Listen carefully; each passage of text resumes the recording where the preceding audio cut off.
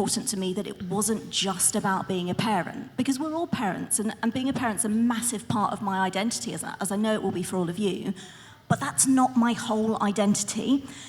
And when the community started to build, one of the things I'm proudest of is that it isn't just parents. There's loads of parents, and there's people who are grandparents and have had, maybe children a long time ago. But there's also people who haven't had parents, and kind of to the point that Roshni was making just now, I think it's so important that we find diversity in our communities. So for a long time, the blog rumbled along, and I think my mum read it and told me off for swearing a lot, and occasionally bribed a couple of friends to read it. And then 3 years ago, and you will not find this in any books that tell you how to build a community, I wrote a blog post about my front bottom's encounter with some mint and tea tree shower gel. Casually wrote it, went to put the shopping away, put the kids to bed, came back, and my phone, Facebook wouldn't open on my phone. So ignored it, went to bed. Long story short, that little blog post that I'd kind of gone, oh, right, that nobody will see that, ended up going completely viral and been seen by 30 million people around the world, which is totally what I thought I was going to write. That was an interesting one to then go into work on Monday and explain to my employers. So, kind of in the national press, maybe not for the reasons you thought it was.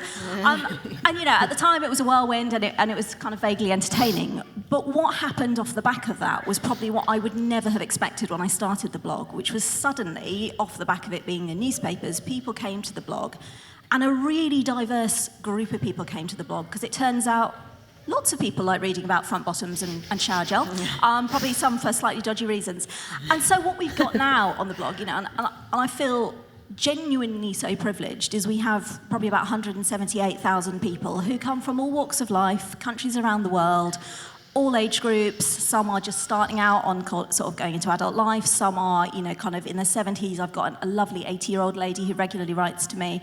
All genders, all, disabilities, people with terminal illnesses. And genuinely, it is this enormous privilege. And, for me, I suppose I now feel that responsibility, because regardless of how anybody's found the page or where they've come from, I think my main thing is I don't want anybody to feel like they're alone. And that really is my driver.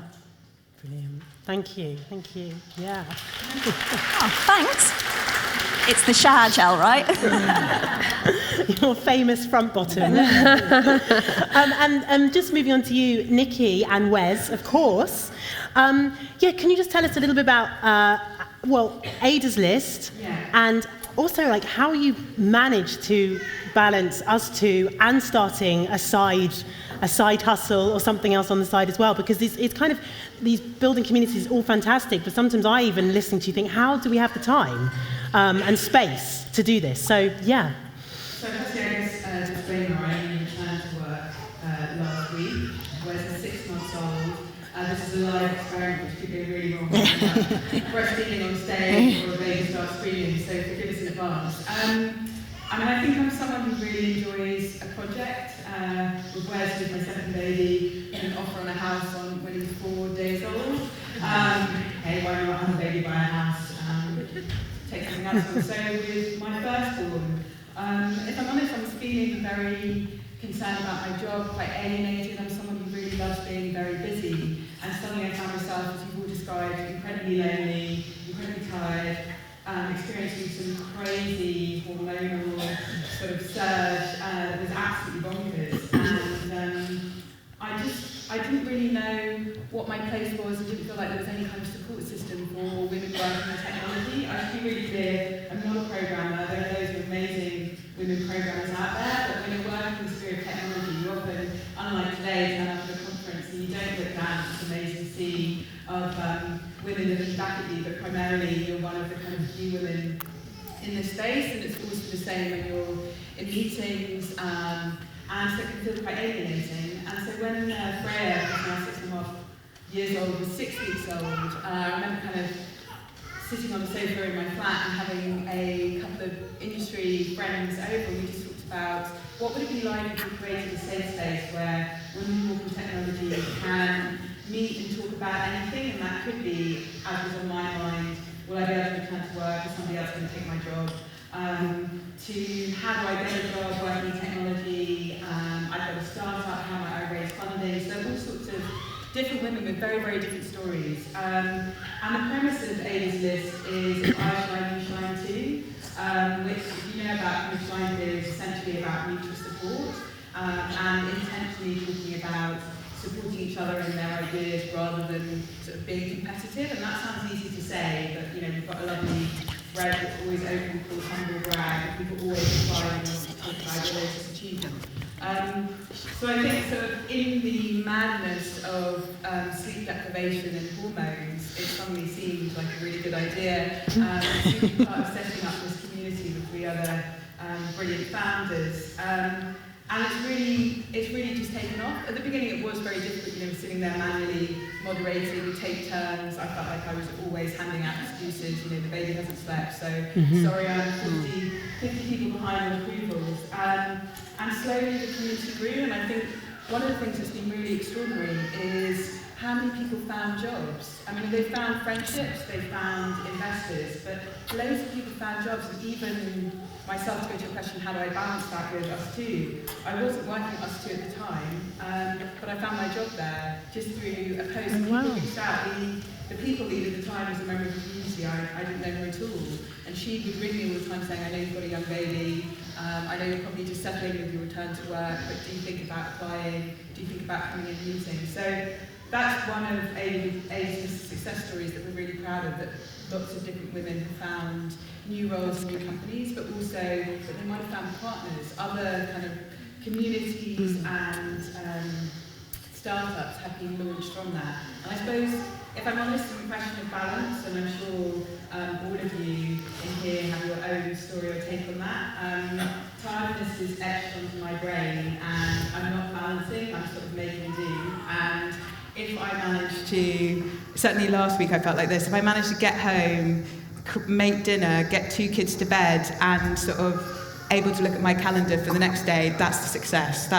I'm done. Yeah. There might be mess everywhere else, and we've run out of loo roll, but everyone's asleep, and I sort of know what time I've got to get up tomorrow. Yeah. A friend of mine, she told me off because I said the word, we juggle. Sometimes it feels like we're juggling all these things. She's like, no, that's not an empowering word. Say managing. And I was like, no, it's definitely juggling. So with that in mind, and I think we'll open up the floor in a minute and ask some questions. I'm just going to start off and ask you guys some questions. But you talked about some of the difficulties initially, sort of setting that up. And I'm really struck also by everyone how these initiatives, these ideas, these communities all came from kind of a personal need, quite a personal thing to express, to connect, and then grew from there. So on the journey of growing these communities, I should also add with Dope Black Mums, the founder is going to be talking at 11:20, Nina. She's on next. I'm not the founder, but I'm one of the podcast members and kind of head the communities element of Dope Black Mums. And I know, again, for her, she always talks about she wanted to reach out and just talk to people, a shared experience. Also, she felt like she wanted a safe space, a digital safe space, to be able to talk about how she could discuss racism she was facing in the school system, or think where to buy a toy for her child that looks like her child, and also needing to be able to have those conversations in a space where you don't have to kind of explain or appease other people. And then naturally, I think that then had a byproduct of, because of the output of that, the podcast and the visual output of sorts of confronting stereotypes that a lot of black mothers face and women of colour face. So it kind of naturally grew, and the objectives slightly grew. I think she'll talk about that more. But with you guys, when you're on your journey building these communities, you've kind of identified what it is you're doing and then building them. What were some of the challenges that you faced? I feel like my mic is about to eat. Yeah, it does. It's like hanging off. What were some of the challenges? I don't know, Sarah, if you want to start us off. If there was, what were the challenges? A lot of challenges. We once we found this need, this huge scale of the sort of loneliness issue around new mums, and we'd experienced ourselves, I guess we were so driven to find a way to fix it. The many challenges, which I can now look back on and say, like, I don't know how we managed it. We'd never built any kind of app before. We wanted to build an app because we wanted everything to be very local, the importance of having local when you're a new mum. So we had to find developers, we had to raise money, which is a topic I know you lot know a lot about, which is is hard. It's harder if you're a woman, that's just fact. And yeah, we had to learn a lot very, very quickly. What wasn't hard was getting the word out there and telling mums that once we had this thing, like, people got it straight away, because there is this, sense when you become a parent, that, I just hate that kind of, people think when you go on maternity, it's such a nice holiday, or you have a lovely time, and it's like a sort of spa weeks, a few weeks, if you like, and it's just not that.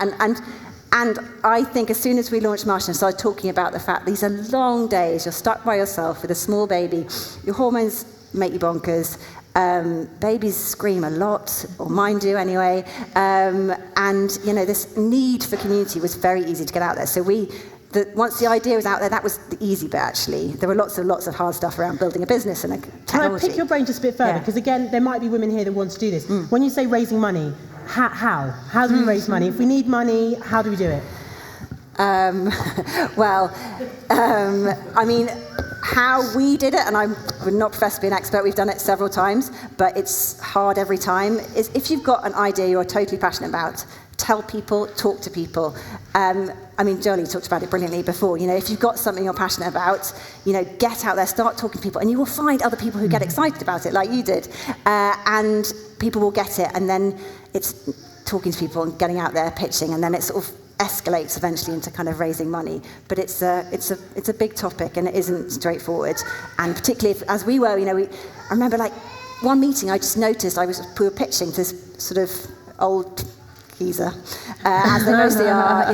He was like looking at us like, what? Maternity leave? Like, it was a terrible meeting. It was one of our first. And at the corner of my eye, I could just see Katie's left breast getting darker and darker and darker, because she was still breastfeeding. And the meeting hadn't quite gone. We'd gone a bit late, and I just knew her boob was leaking. And I was like, okay, so I'm just going to sort of move slightly like that, and we're just going to carry on. Because, but like that sort of stuff, that's what makes mums so brilliant at starting businesses, though. So to flip it around, like we're the best at doing this stuff, because if you can cope with a small baby, you can do basically anything. So, be empowered by that. So true, so true. I think that's also what you said about talking things into existence. I know it sounds quite cliche, but I've definitely seen the power of that, like the power of words. If you can have the most wonderful idea, the first step is just talking to other people. You'd be so surprised where that goes, and just it galvanizes. Someone once told me, even when you get married, the point apparently when you're actually married is when you speak and say "I do." Apparently, there's something in law that means, and you think that the power of words, and when you speak something into existence, I think it goes a long way. So even that as a starting point can be incredibly powerful. What about from the ladies over here, challenges? I suppose just to pick up on the fundraising, I think, like Jolie said, she emailed 300 people. I think be prepared to hear no a lot, and don't be disheartened in a single way. It's not that your idea isn't brilliant, it's just that these people are busy, or frankly, they're short-sighted. So that you have to send a lot of emails, and really hustle, and that's really hard when you've got other things going on, you've got kids to look after, particularly if you're doing it on your own. I say the other thing is network in the best way you can. Community is a different kind of networking. We build those connections, so it's always worth staying around, meeting a few new people. You never know what kind of introduction they could serve you later on in life. And also, ask someone who's in comms to review your pitch deck, if that's what you've got to use. Because it's really, really useful to get an expert to look at that. You want 10, 11 slides that are really, really slick, 'cause that might not be your forte. You might be fantastic at doing a ton of other stuff, but having a really slick way to articulate what your message is, or what your business offer is, and why you're different in the marketplace is really, really important. So I'd recommend that as well. Yeah, I really think knowing your strength as well when you're working with other people. I know with Dope Black Mums, there's 5 of us, and some of them are amazing. There's 2 particularly who are just amazing at social media. Like, I hate social media. I really struggle to post, to do stories, and and I know that's probably I can improve a bit, but it's not really going to ever be great. But I'm happy to write something. I'm happy to write some copy for something, and someone else will be brilliant at doing something else. So there is that power in numbers as well, and finding out where your strength lies, put together with someone else, can be super powerful. So. Before questions, I have one more question for you. Achievements. So you've found these communities, you've found these spaces. What is some of the, what value has it brought to your lives and the lives of others? I don't know, Catherine, is there anything that you can... What achievements other than my celebrity flaps? Other than your celebrity people lady front bottom. So I guess, for me, when I started the blog, I had no idea really where it was going to take me, and that's been quite nice in itself, because I think actually one of the biggest achievements for me personally, this is going to sound very sappy, I've rediscovered quite a lot of me that probably in the aftermath of having Jamie, I did lose for a little bit. I think another massive achievement for me is just the range of perspectives that I'm now privileged enough to have access to. Some of the direct messages that I get, people who are sharing things with me that maybe they've never shared with somebody before, asking perhaps for help or where to signpost to. That's a huge privilege. Every time somebody takes the time to share that individual story with you, that still blows me now. Can't not mention the fact that I wrote a book, and I'm so excited about it. And I wrote another one, and it's out this week, so if you could all buy it, that'd be amazing. But I won't do a book plug. But that for me was like a personal childhood goal, which I never, ever, ever would have thought would have come out of kind of starting up a little tiny blog. But for me, genuinely, the biggest achievement, and I don't say this lightly, the biggest achievement is that community. It's such a privilege. I can't describe how much of a privilege it is, that diversity of views, that collection of people who probably would never have walked up to each other in a room and necessarily started a conversation. But actually, for me, the biggest highs on the blog are not the posts that I write and the reaction they get, but it's the interaction I see between that community within the comments, people reaching out to each other, people supporting each other. That's a high like I can't even describe. Amazing. Roshni? Yeah, I think one of the main achievements for the last year for us with Top Parenthood in particular, we ended up running this event, and I did it with a partnership in collaboration with another mum, Zainab, who runs the Montessori Studio. And I think one of the things I really learned through that is collaboration. And I really mean that in the way that kind of, like you were kind of describing, your strengths, and you just come to understand that we all have our strong suits, and that we've just got to kind of put them on and then understand what other people are good at, and work in a team that way. And I think, like, the other thing that I've learned through the other books in general, but especially through Top Parenthood, is the need to just cheer each other on. And it kind of seems obvious to say that in an event like today, to this room, but out there in the world, in the big bad world, there are all of these kind of moments of doubt, self-doubt. I'm guilty of having like the strongest self-critical voice in my own head, which kind of stops me from doing things. So I know that if I'm kind of cheering other people on who we're working together in a team, I mean, not like bigging them up in a horrible, like conflated way, like genuinely being like, this is really good, let's do more of this, let's do this or that. It just helps all of us kind of lift each other up. And I think also to your point about community, I think the pressure, early on we felt this pressure to like always be posting and always be the ones that are leading the conversation, but eventually you find that the community is kind of bringing it, people within the community are doing the writing, they're putting out the content, and we're just there to kind of create the platform to share other people's amazingness, and that really helps with the connections, and it helps with those collaborations as well, and the cheerleading. I think it also really helps being able to talk about something when it has a strong why. When it means something to you, you're not just promoting a business for financial gain, you're not just promoting something that's for your necessarily own personal benefit. You may draw personal joy from it, but that, it has a purpose. And if you can plug into what your why is, then I think that fires you up as well. So just before we have any questions, I just want to say, I think, let's be really honest, there may be questions that you want to ask about community, there may be some questions you want to ask just that taps into some of the things that have been said about our experiences as mothers or anything else, if that's okay with you guys. So yeah, if there are any questions from the audience. Ooh. Is it? Yeah, I think so. If we can't hear you, I can repeat back what you said. So I love your T-shirt, Rosa Parks. Oh, thank you. Yes. I could change myself over. I want to be Martin Luther King. You've got mothers-in-laws, we can deal with bullies. So actually, I'm here because my partner got pregnant and then screwed by a workplace. Right. However, this time it's different. We've got the evidence, but not the finances. So again, as I said, love the T-shirt Rosa Parks. Everyone probably knows she stood up for colored people in America. if I could color myself, we're going to start a Martin Luther King movement called the Bully Exit. It's going to start at this institution here in London. My partner got pregnant and then screwed by a workplace. We now have 5,000 pages of internal comms showing how they've done it to cover up and protect the bully.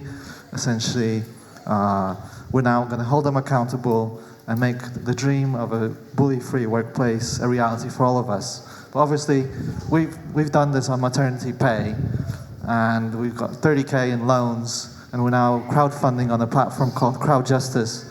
And if you can go there and type in ULA or Crowd Justice and then ULA, and just spread the word or whatever, we'll do it and we'll get these bastards. And we're going to make Bully Exit happen. Okay, thank you, sir. So, just from my understanding, you're going through a tribunal at the moment with you and your partner? We're on our way into a tribunal, so we've been having legal representation for a year now against this big place. So, if we can beat this big place, we can beat this. Do you have a question for any of So the question is, I think, really, well, it's more on the... So my partner struggles to understand, so she feels helpless now because she doesn't have a job. How you dealt with finding yourself screwed, sort of finding a new place. I think that's probably my partner's question as a mother. Thank you very much. So I don't know whether anyone has had an experience where they've faced any kind of discrimination with their work personally, or if there's any answer or any feedback for the gentleman. I mean, not for me directly, but my advice to me, because I have a few people who have come to me through the blog, and I think it's about, I think we need to not be quiet about this kind of thing, because I think quite often it's very, very easy for any of us to think that it's just us that it's happening to. So my advice would be actually, talking about this kind of thing, probably having a chat with the amazing Helen at the back of the room, who's obviously been through, sort of something similar herself. But I think the more people who start to speak up about this kind of thing, the more sources of support that are probably there, but also the more it becomes unacceptable. So I think just talking and coming forward is a really, really important thing to do. Yeah, I would just add to that. I think one of the things that happens when we become a mum is that our brains do change, and this is science. And one of the things that gets really sort of messed up in our heads is our kind of sense of self-identity, and that massively knocks your confidence. And I think that is a real problem, and I think that's why so many people do get away with screwing over women and returners, because you're so full of self-doubt and your self-confidence is at an all-time low. And I really passionately believe that connection and community can really help build that back up again. If you can find other people who go, yeah, that's totally normal, or yeah, that happened to me, suddenly it's like, oh, I'm not just making this up, or that self-doubt that creeps into it. You talked about it as well. And I think that community is incredibly powerful for that, just to build confidence. And that's something that I'm sure we all agree, we all wish we had a little bit more of. And I think it would really help with the kind of return to work journey and discrimination that so many people face if we can feel that self-confidence that a lot of our bosses, often male, don't seem to have a problem with. Absolutely. I mean, I think it's about speaking out as well about your experience. I know recently I was asked to write a blog about balancing motherhood and career, which again came randomly. I think once you start doing things, it's like a trickle effect. Different opportunities come to you. And so I was commissioned to this thing, and I was like, brilliant, so it's money and it's great. So I was like, yes, absolutely. But I said, could I change it to balancing work and single motherhood? Because actually, that is kind of my experience. I mean, I've actually recently met someone, so I feel like I need to add that as a disclaimer, who's fabulous and amazing. But I'm essentially still a single parent, and that was my experience. And actually, to be really honest, even in a relationship, my experience was quite like a single parent. So I think that it was important to me to speak out about that, because it's those kind of, like we do sometimes with our children, certainly as an actor in the entertainment business, you can kind of keep it as almost like a little dirty secret, like, oh yeah, it's fine, I won't tell anyone about my child, I've got to sort out childcare tonight, I just won't mention it. And the more we can just be open and clear, the more it opens and clears the pathway for those coming behind us. Because especially, I think, single motherhood, it has got still stigma around it, but we're a growing demographic, we really are, for various reasons. And And some of those reasons can be really positive. You know, we're now more financially independent than ever before. We have less reason to stay in relationships that aren't healthy. Hopefully we can find wonderful, fulfilling, healthy relationships.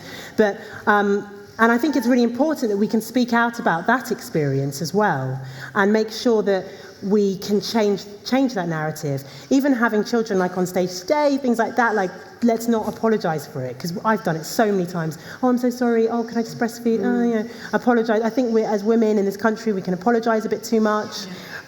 Imposter syndrome is a real thing. We all have it.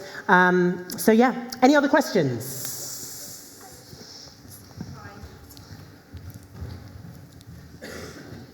Hi. I am a facilitator of the positive birth movement in the town that I live in, and I was talking to Millie Hill earlier on this year, and she was saying, and I think she said this in her new book as well, that people have said to her about the positive birth movement, isn't it dangerous, all these women getting together and talking about birth? Are you not worried, like, what's going to happen? Oh my God. And so I just wondered if you think that people, culture, men, the patriarchy, are scared of women getting together and having their own opinions about stuff. If you do think that, why do you think people are so scared of it? And how can we use that? It strikes me there are a lot of women talking about things and getting together and having ideas, but it still is presented in a really niche way. You know, these are all niche groups. Motherhood is a niche thing, and actually it isn't, evidently. Excellent. I think, I love the Millie Hill book and the positive birth movement. Like, it really helped me through my pregnancy. And I think, in general, the thing that meeting in that way is allowing us to do is just tell stories on our own terms and see the nuance in those stories as well. Because I feel like when the patriarchy or like the general public or the mainstream or whatever is seeing women congregating together, there is still this like historical stigma or label attached of like witchiness. Like, we have been so policed as women to not gather, and if we are, like, we are so stereotyped. So I think it's really, really necessary for us to meet and be able to speak on our own terms about our own experiences, whether we relate about one thing or but then have very, very different and diverse experiences, or if there's just, you know, something that just really bonds us together. I think in 2020, we do have technology at our fingertips, of course. So, and I feel like that's a really an amazing way to amplify our voices and to retain that nuance as well. I do still think it is tough to break the mainstream narrative, and you know, I think I'm trying to not mention Meghan Markle, but I think with Meghan Markle and the way she's been treated through pregnancy and motherhood as a woman of colour. I mean, I know she's a princess or whatever, but you know, like even her just being like, I never get asked how I am. Just to have that in a mainstream outlet is so rare. And I think like technology is the thing that's allowing us to push that wave a little bit and move the dials slowly, maybe a bit quicker as it kind of gains momentum.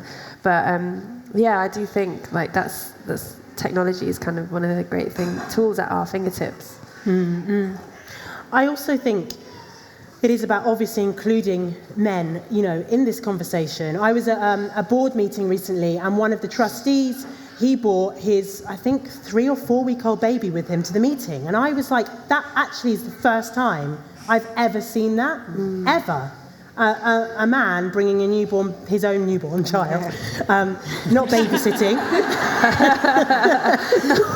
not stolen, just to clarify, to the board meeting. And, you know, that was really powerful. Interesting enough, he didn't seem to make any apology whatsoever. He didn't, you know, equally, to be fair to him, he didn't kind of say, wow, look at me, like, give me a round of applause. You know, he seemed kind of really low-key about it.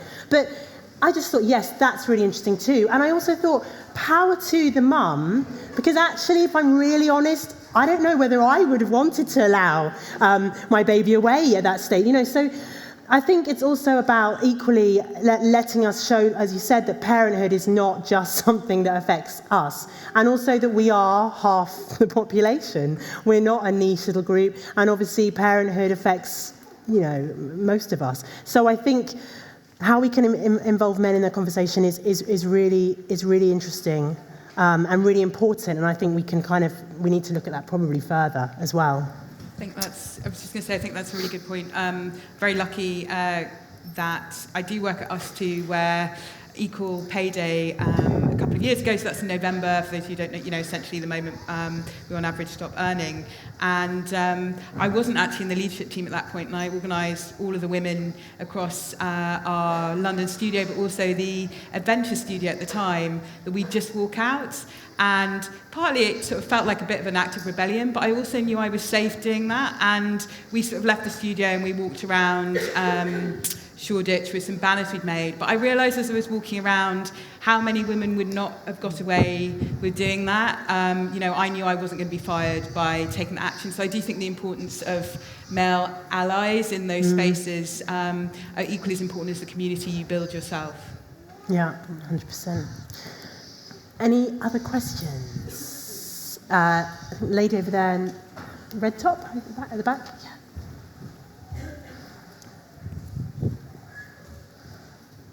Thank you.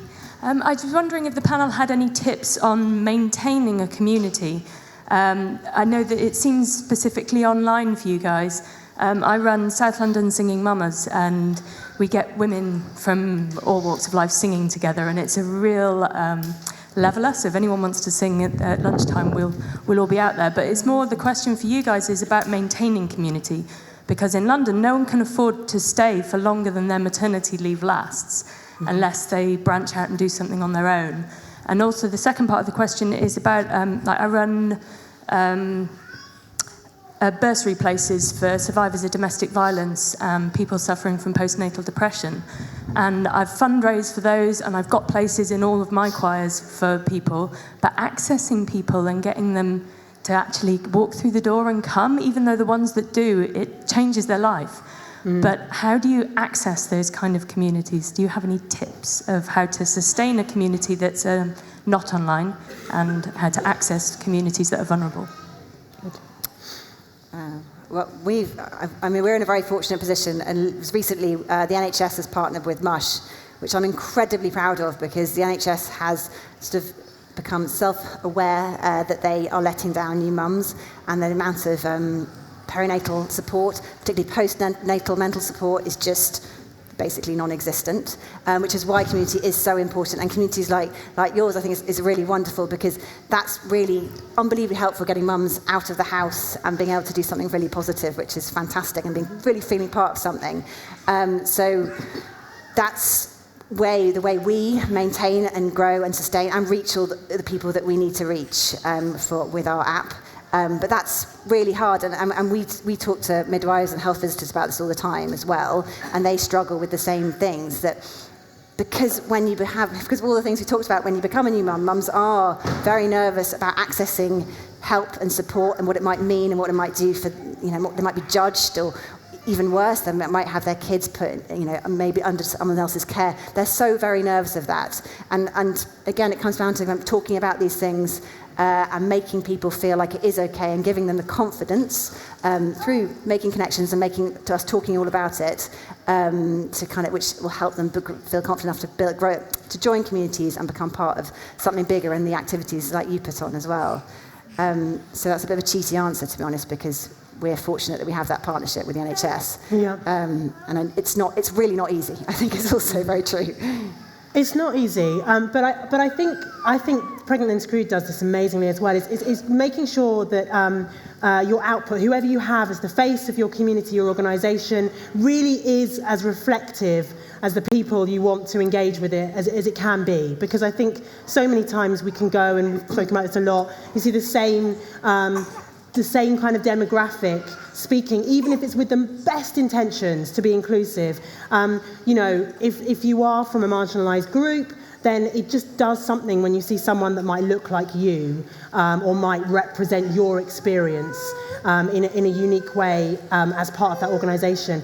Another thing is kind of really basic, and this is something I do use with Dope Black Mums, but more as a personal thing. One of my most important communities is where I live, is talking to my neighbours, is the mums at the school gates, And that actually has been like a lifeline for me. When I moved to a new area, and just things like sometimes taking work as a self-employed person, how can I, if I look after my neighbour's cat, can they pick up my child this day? Or how can we live like that? I used to live on an estate, and actually when I moved from the estate to a Victorian conversion, I actually was like, yeah, amazing, great, I live in a Victorian conversion, but oh no, where are all my people? Like, where's the person I can just knock on the door and can you just like look after that's not there anymore. And so actually, again, these kind of like middle-class ideals that we can be striving towards, that's not helpful to me. I want you to, we used to leave the door unlocked in the estate in Brixton, before it got knocked, we used to leave the door unlocked and the neighbour would come in and do this and that because, people had lived there for generations. And so I think we have to build that back up again. And actually, I think that means being really brave and sometimes just speaking to people and getting them to come along to things face to face. I'm not just saying that because I'm rubbish at social media, but I really do believe that. I think it's real power in that, and where you live, and start with the people you see every day, because they get to know you in a different type of way as well. Yeah. They get to know you when you don't have a choice in the matter. My neighbour knocks on the door sometimes, and I'm like, oh, I don't want to see you, I'm in my dressing gown, it's midday, I don't want anyone to know that I do that. But they do, Something you're going to add, yeah. Can I, this, I think kind of Jolie talked about this, like reaching out to all the people that you can. Obviously, it's time consuming, but I think the thing we found with the other box is actually like brand partnerships can help a great deal with raising the profile and maybe just getting sponsorship or just getting snacks that you can share at the events or at the gatherings to help just keep you going in a way. And I feel like there are so many brands out there that want to kind of help with raising up people's messages but don't know how to.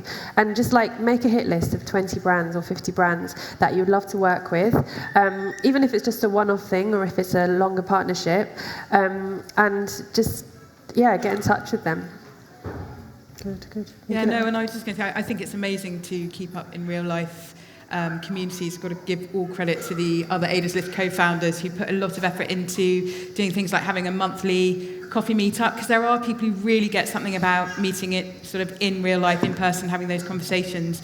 And then they've invested a lot of time in organising an annual conference, even though Anthony and Marissi themselves absolutely hate organising big events because they know how much effort and time goes into pulling off. So I think trying to keep the balance of both and just kind of persevering, because people will come. And I think what you're doing is brilliant, and having that balance.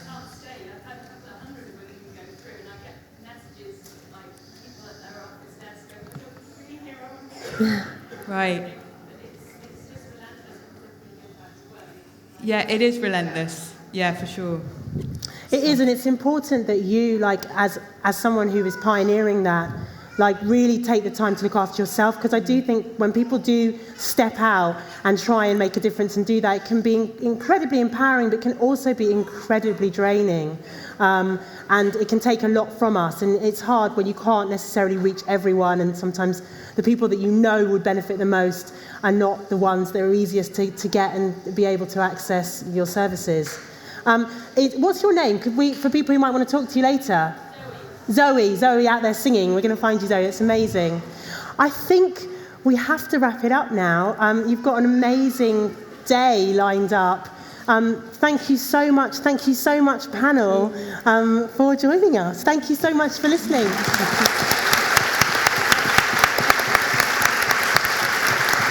And thank you, Wes and Leo. Wow, thank you, Les and Leo. Amazing. Thank you very much. Well done. You seem pretty chuffed with that. That went well, didn't it, You Leo? were amazing. Thank So you. good. It wasn't planned to be here. Yeah, it happens. Yeah, I know. I thought I might have my son with me, but I didn't. You did that brilliantly. Well done. Oh, thank you. My mic kept falling off. Thank you. Wow. I think he's fallen.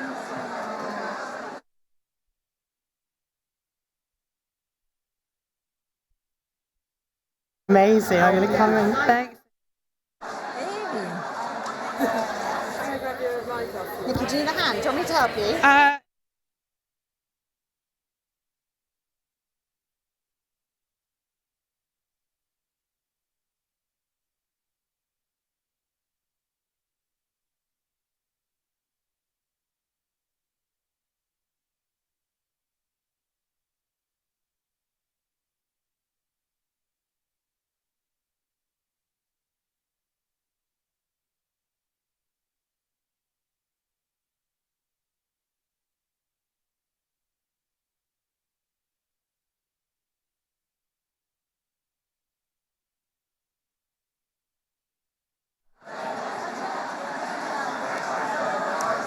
Hi.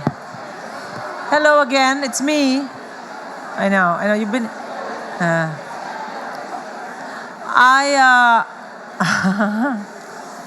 That's fine.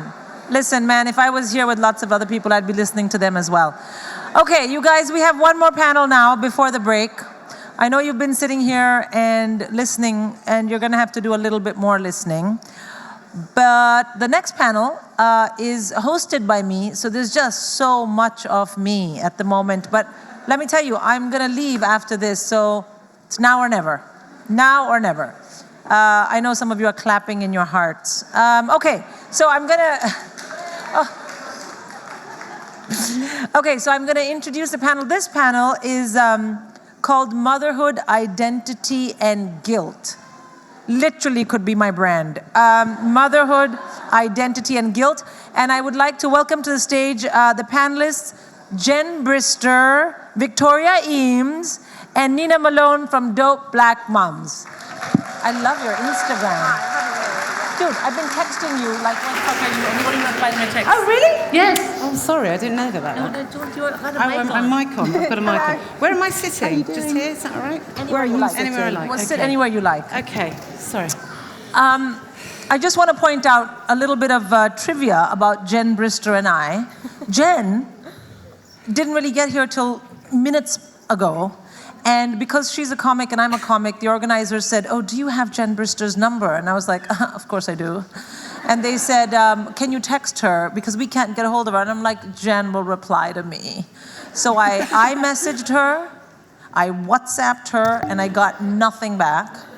And then I was sitting over there and someone said, oh, Jen's in the room. So thanks for replying to my text. Do you know, I didn't even look at my phone. I was just so excited to be away from the kids. I just closed my eyes. You know when you get on a train and you're like, this is absolutely fucking brilliant. So, freedom. Had a coffee, put a podcast on. I was like, shit is amazing. I have to say, I find Jen very cool in general, get it? But I find it so cool that she can go like an hour and a half and not look at her phone. I am constantly checking my phone. Anyway, you guys, we have a panel to do, and it's called Motherhood, Identity, and Guilt. I'm going to let you all introduce yourselves because you'll say more pertinent things than me. And we're going to start with Victoria. Hello. Is this working? I don't think it's working. No. Oh, there we go. Hi. So I'm Victoria. I don't really know what to call myself anymore because I guess I'm technically an influencer, but that just makes me sound like a wanker. So I don't like to use that. I'm a comedian, but then I feel like imposter syndrome because, hello, 2 actual comedians. So I'm just a woman talking about Fanny on Instagram. I think that's how it's supposed to be. I can't top that. I sometimes talk about my Fanny, but no one's really interested. I'm a stand-up comedian, and I've just written a book called The Other Mother, and it's very lovely to be here. Okay. That's it. Welcome. That's it. I'm Nina Malone. I'm a mother of 2 children. I work as a talent agent for film and screen. I also run a parenting group for Dope Black Mums, where it's a safe place to talk about everything we're going through. Wonderful. I was so excited about this panel that I forgot to tell you some admin stuff, which I was told to tell you. One is at 11:30, Catherine is going to be signing her book outside. So I literally dare you guys to get up in the middle of what I'm saying and go outside for the book signing. The other thing is there's other stuff going on in other rooms. There's a workshop space 1 in the Brockway room, and there's workshop space 2 in the artist's room. So again, if you want to leave and go somewhere else, you know where to go. That's the admin out of the way. So you guys, motherhood, identity, and guilt. I mean, where to start? I could just throw that out there and say, go ahead. So, but I'm not going to do that. I'm going to divide it up. I'm going to talk about Jen will do motherhood. I mean, really, that's a very broad... Yeah, Jen will do motherhood, Nina will do guilt, and Victoria will do identity. Okay. Can we chip in? What? Can we chip in? Yeah, you can chip in. Okay. All right. So, who wants? So, pick one. Go. Somebody start. Okay. Please. Okay. What is this? Shall I? Yes, please. Thank you. So I'm trying not to feel guilty right now. I'm missing swimming and I'm missing football. Obviously, I work full time, and my children are in nursery full time, so weekends are precious. But actually, for this year, I've tried to get rid of guilt. I feel it's a bit of a wasted emotion, so I'm trying to focus on what comes up and why, and explore that. So if I'm feeling judged by others because I'm here, or I'm working full time, or my kids are in nursery full time, I'm trying to feel proud that I'm doing work and I'm doing great work. For me, I just used to get guilt-ridden, and it used to really stop me from just enjoying being in the swimming class or being in the football class or enjoying my work. So I'm now trying to really not focus on it, because I think it just, that guilt just brings a veil over me and I can't experience whatever I'm doing. So I've stopped it. Yeah, I have a question for all three of you. Do you think guilt comes from love, or guilt comes from external things that... Which one is it? For me, I think it's external things. I think it's external things. I think it's judgment. I think it's fear of judgment. I think there's an issue of, moral guidelines. We kind of know, we hope we all know the right and wrong. But I think mainly, your fear of being judged for things that you think you should be doing or shouldn't be doing, for me. Yeah. And I think as mums or parents, whoever is the primary carer, you're alone a lot. And so perhaps in days gone by, there'd be a community of women, and we'd look after each other's children, and we'd look after our children, and we'd say, do you know what, I'm going to have a nap. Can you just watch? And they'd go, yeah, go, have a nap. And now it's like, I'm alone with you. You can't talk. Why are you crying? I feel like shit. Who do I call? You go out to these mother and baby groups, don't you think? Maybe I'll connect with another mum. We don't talk to each other. We're all doing wind the bobbing up while the children sleep. We're like... They're asleep, I'm singing Wind the Bobbin Up, shoot me in the face. There's like, why am I here? So we never find ourselves, and so therefore we're looking at other mums going, well, she knows what she's doing, she's got makeup on, what's going on? Why doesn't she have that weird white stain on her shirt that I permanently have? What is it? I'm a lesbian, I don't even know what that is, It's, all of these things, we constantly find ourselves... We're sort of looking inwards, aren't we, all of the time? And I think we forget that just if you're surviving the day and your baby is alive... Gold star. Well done, well done. It's interesting that you ask if it comes from an external thing or love, because of course I do love my child, I'd say 85% of the time. But the times that I feel really guilty is when I am, if I've spent a lot of time with him and then he goes to nursery, I rejoice, but then I feel bad for feeling rejoiceful, if you know what I mean. Because it's like, why am I feeling so happy that I'm no longer with him? That's what I get guilty I mean, I can really. give you like half a dozen reasons just off the top of my head. yeah, I think that's interesting. To Jen's point, I think it's, if you can have more than one generation around, so grandmas, I don't know about great-grandmas, but moms and grandmas, because then you realize, basically when I was with my kids and my mother spent a lot of time with me, I used to remember that my mother did nothing with me when I was growing up, literally nothing. I once asked her while I was making their nursery food, I said, oh, Mommy, I don't remember you making my breakfast at nursery. She said, well, how will you remember I did not make it? I said, well, where were you? She said, I was sleeping. And I thought, of course she was. But it didn't make me any less close to my mother. It just made me think made me not make their nursery lunches anymore. I was like, I don't know, someone else do it. So I think that's, again, to speak to community, is that sometimes when we get into these mind spaces of guilt and is it love, you see how it's gone before, you see how it made you feel, and you think, it's fine. You know what I mean? And also it can really help if other women can be honest about, like Jen, or is like, I can give you 7 reasons why. So I think as long as your kid's fine and doesn't look at you and say anything now, when they're older and go to therapy, they go, well, my therapist said, you're like, yeah, fine. My mum makes me feel guilty. Does she about the... Just everything. Does she Yeah. She's Catholic. Oh, same. Yeah. Catholic mum. No, he's just saying that you don't. When I was a mother, I loved being a mother. I was like, well, I like it less. Okay, so there we go. Exactly.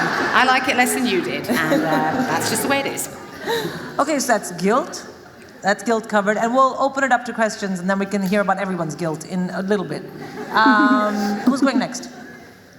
I think also there's I have a thing about identity, obviously, because I'm the other mum. So my partner, we're not solicitors, my girlfriend gave birth to our twin boys, and so identity as a mum is quite a complex thing, I think. And you can easily get imposter syndrome. I think even if you are the biological mum, if you feel like you're not hitting whatever the perfect mum role is. I mean, I sit outside that a little bit so I can go, well, fuck you. But there's a little bit, of course, it does have an impact on me. And I think that a lot of that comes from, again, I'll bring it back to that whole, the isolation that we're all in. So we go to Google, don't we? Or we go to these books to tell us what mums are doing. And then, or what mums should be doing, or we find ourselves following someone on Instagram and going, they look like they know what they're doing, I'll follow them. But the opposite of that. But because you need to go, like, you seem like me, I like you, I'll look to you. But sometimes I think when you've just got a newborn and you're all over the shop and you're sleep deprived and you're on your knees and you pick up a book and it says, at 6 months, your baby should be sleeping through the night. Should be. If your baby isn't sleeping through the night, there's something you're doing wrong. You're a bad mother. And these books are so prescriptive, and I think there's a lot of you should be, this should. And I think sometimes babies are just bricks and they don't do what you want them to, you know? And no one, and I think there's less of that. There's babies have some sort of cognition where they're like, fuck you, I'm gonna kill you before you hit 40. And I think it's just like sometimes babies just don't do what you want them to, and sometimes you just have to let that shit go and just try and survive the day. And also, I think that if you feel like you're the imposter or you're not the person that's not meeting that particular standard of whatever a parent or a mother should be, just know that 99.9% of us are faking it.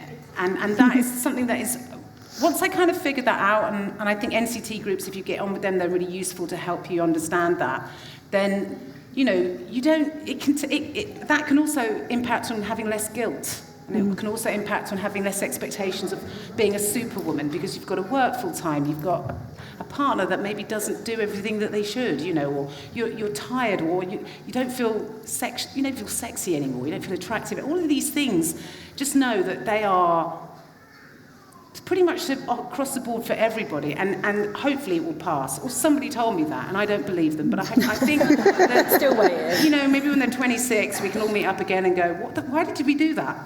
Why did we do that? We love them. Okay, fine. Identity. I think definitely after I've got 2 children, I have a 3-year-old and an 8-month-old, who, thank God, they're not here today. I think after my first child, I really did lose my sense of identity, just because it was such a fucking shock.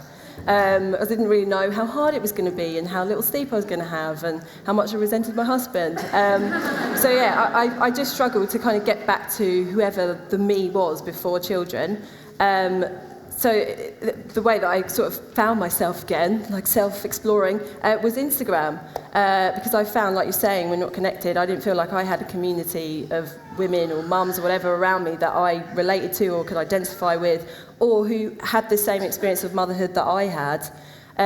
But I found that through Instagram, and just having that support and being able to voice my opinions without being judged and therefore feeling guilty about how I think or feel, has just really got me back to pre-baby, although I hate that term in any way, because I'm still me, you know, having a baby hasn't actually changed me, I just lost my way a bit for a while, so yeah.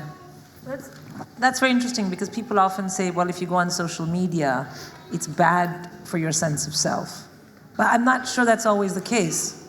You know, you can find a community that way, because everyone in your class is in the NCT or whatever is, you know, doing this birth at home in a tub And meanwhile, I'm like, epidural, please. So I used to keep my mouth closed. I used to be like, yes, I'm going to have the baby with music. No. I'm having an epidural. Anyway, Nina, identity. Yeah, for me, community helped. So I started a WhatsApp group and just connected all the amazing mums that I knew, and was brutally honest. So I think for me it was finding people that I could be brutally honest with and that I trusted. So I didn't feel guilty, I didn't feel embarrassed, I didn't feel shamed. I was like, is this meant to be happening? This is leaking. Sex drive. I didn't quite understand how to get boobs back in play in the bedroom whilst I was breastfeeding. Just felt really weird to me. So yeah, I was brutally honest with them and talked to them every day and didn't feel bad about that. And that helped me. So let me ask you this, all three of you, this question. When you have a child, your entire brain changes. You become all about this baby. You know, whether you enjoy being all about this baby or not is irrelevant. You become all about the baby. You know how you can hear the baby and your partner's like, no, it's fine. You're like, the baby is screaming. What are you, deaf? And you know, and then you're not near the baby and your boobs start leaking. You're like, hello, what is happening? You know, all that stuff. So in a way, you become all about the baby. What does it do to your identity as the girl, lady, woman, female, whatever word is the right word, that you were before?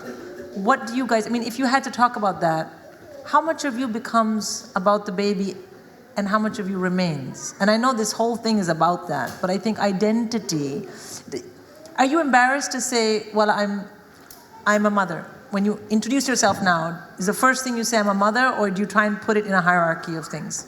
I don't think I think about it. It's just one of the things that I am now. I wouldn't say, I don't know, I guess it has defined me because it's made me realise things about myself that actually are probably not that nice, or I'm not very patient, or, whatever. I don't know. Sorry. No. Excellent answer. I just think that the go-to answer tends to be, oh, you're not just a mom, or now I'm a mother. That's the go-to place. But if you dig a little deeper, it has done something to your sense of identity to have a child that's not about the child, it's about you, but it came through motherhood. Like finding out that you're not that patient. Yeah. Or, do you guys know what I'm talking about? Am I just blabbing? No, I can relate to it in a different way, but I think for me, because of the industry that we work in as stand-up comedians, and I was a stand-up comedian for a very long time before my sons were born, that was a very sort of, I suppose, self-involved, quite a narcissistic... is this a surprise to you?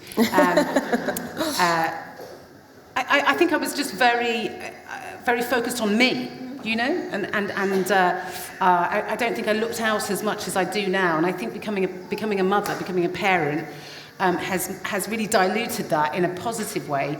And I care a lot less about how I perform on stage, my career, and because of that, it's freed me up to be a better performer and a better comedian. Just about to say that. I bet you're a better comedian now. 100% better, yeah. Because, initially, because I was turning up at gigs, and my children, I don't know, some of you have got small babies, maybe it's your first one, you don't want to hear this, but mine didn't sleep for 3 years. So, and twins, they did this thing where they'd go, I'll sleep for 45 minutes, you wake up, then I'll go down, you wake up, and let's see which one we can kill first. And my partner, because she'd had a cesarean for a good couple of months, actually, and it got infected, long story. She couldn't really move, so I was doing all the getting up, and so I was dead. So obviously when I turned up to work, I was like, give me the fucking mic. Bye. And weirdly, that made me a very angry woman, but also very... And I think if you have anything where you see yourself in a particular way and something comes in, whatever it might be, and in this case we're talking about motherhood, and it makes you go, right, I'm looking in a different direction, that's only going to broaden your life experience, broaden your self-awareness, for me, and free you up in some ways. Obviously I'm tied down with twins, of course I am, But in other ways, I am completely free in a way that I never knew was possible and didn't anticipate. So I find that really freeing. So I definitely now don't just identify as a stand-up comedian. I'm quite happy to say I am a mother. I'm a mother. It's really hard to say that without sounding like you work for the Daily Mail, isn't it? No, but I really love that idea of having, has tied me down but has freed me up. I think that's a very Jen. That's a very Jen thing. And it's a very, very good thing. Nina, what about you? I think it actually gives you space to find your identity. Like I think everyone said, kids are just banging against your sensibilities all day long, every day long, and you find out about yourself you didn't know previously that you maybe weren't as patient, and you're finding ways to obviously cope with that. So I think they show you yourself instantly 50 million times a day. So my identity just rose to the top and smacked me in the face quite hard.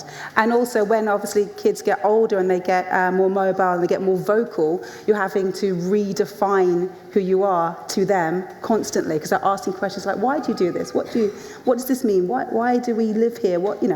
And you have to have answers for that, and you have to have hopefully truthful answers. 4 and 2. And they're already asking you this? Yeah. What, your kids are geniuses? They are. Yeah. I mean, race comes up. I'm mixed race, so they are seeing white and black sides of family constantly. They're saying all different types of family dynamics. They're seeing lifestyles in Jamaica. We travel a lot. I travel a lot with work, so they're seeing it all constantly and talking about it. Wow. Yeah. Well, I mean, that's right. Your kids, if anyone will make you question 100%. Who am I and what have I done? It's your kids. Okay, and now we're going to move to motherhood, and that's your topic. Well, that's far too broad. Well, I don't know, pick something. Pick something. Oh my God, no, you can help me, you're funny. Okay, here's what I'd like to ask all three, if that's okay. What is the most, I don't want to say humiliating, let's say embarrassing, experience that you've had as mum where you've gone, this is not what I signed up for? Okay. I have. I went back to work, and I was really excited to be working on my first Marvel contract. Oh. And I leaked in the meeting and was very aware, and everyone else was very aware, but no one said anything. And then I didn't know how to say anything, and I just carried on signing the paperwork, which was like a 14-page contract. I just went for it, but just dripping onto the contract. How much? A lot. And I was so proud of myself for going back to work thinking I'm going to smash this. And didn't wear black. And I've been wearing black for the whole year. Thought I'd try a bit of colour. All just came through. Excellent. Yeah, it was great. Well, you know what? It's an experience no one else in that room was expecting, and it has changed them forever. Yeah. What about you, Victoria? Well, I mean, I've got loads, but probably the one that stands out the most is, I'd say 4 days after I'd given birth to my daughter, I had the world's largest hemorrhoid. Oh. Yeah, it was like grapefruit size. It was awful. It was kind of like I could feel it when I was sitting down. It was like I was sitting on a cushion. So I went to the doctors just thinking, I've got to sort this out. I can't leave it. I was using all the Asol, didn't work. Just was sitting in the waiting room praying, please don't be a man, please don't be a man, please don't be a man. It was a man, and he was quite good looking, and it's like, oh, hiya. So yeah, my vagina and my anus are just like one thing now. But I really need you to look at it because I can't do anything about this. And they make you lie, facing the wall. And you know what a wall is like in the GPs? It's just oppressing with a flaking pain, and he actually fingered my arsehole. So yeah.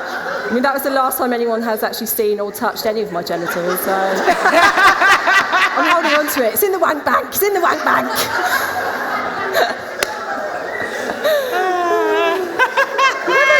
That's a good one. That's a good one. Yeah. That is an amazing one. That is amazing. I don't think that you can top that. That's it. No one can top that. That's it. That's the one.